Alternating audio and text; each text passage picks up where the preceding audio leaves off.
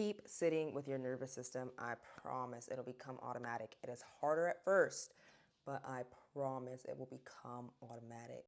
I like to spend a lot of time telling my nervous system that it is safe, because the more situations in which it feels safe, the less I am feeling anxiety and fear, and the less I'm broadcasting fear. And I'm talking regular situations.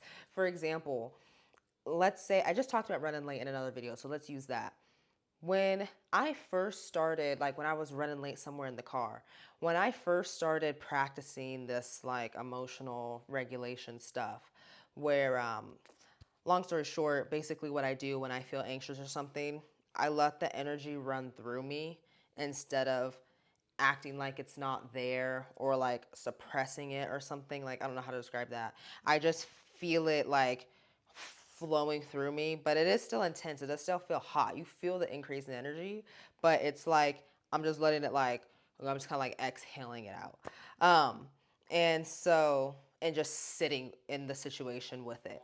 And so when I was running late, for example, in the car, and I'm like trying not to worry about the time, I'm just forcing myself to sit in that state of do not worry. So I'm just sitting with that energy and letting it flow through.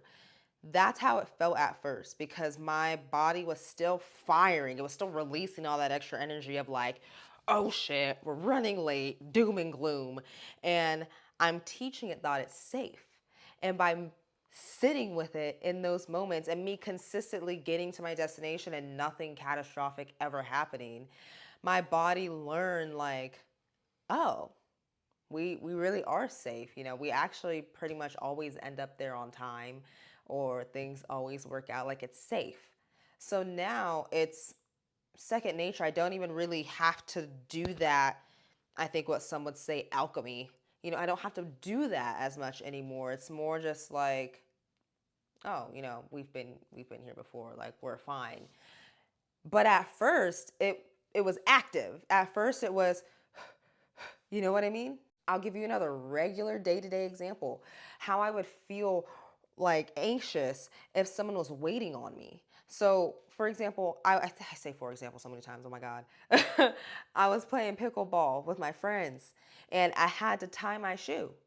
And normally I would feel so anxious just for a brief moment of like, everyone's waiting on me to tie my shoe, and rush tie my shoe. And I'm dropping the shoelace because I'm trying to tie it extra fast. And I want everybody to see that I'm trying extra fast, so that I'm hurrying. And like, that didn't even cross my mind because I have forced myself to sit, because I play sports. So my shoes come untied. And I have forced myself to tie my shoe at a regular pace every time I feel like that, and just sit with that feeling. And my body has now learned that, like, when you tie your shoelace at a regular pace, no one comes up to you and like punches you in the face for taking too long. You actually just like, you get your you get your shoe tied, like you're good. I didn't even think about the fact that people were waiting on me. I didn't think about the fact that, oh, everyone, you know, I just tied it at a perfect pace. I'm not just like acting like I'm not being inconsiderate. I'm just not like anxious. That's it. I'm just not anxious. That doesn't mean nothing bothers me or nothing makes me uncomfortable.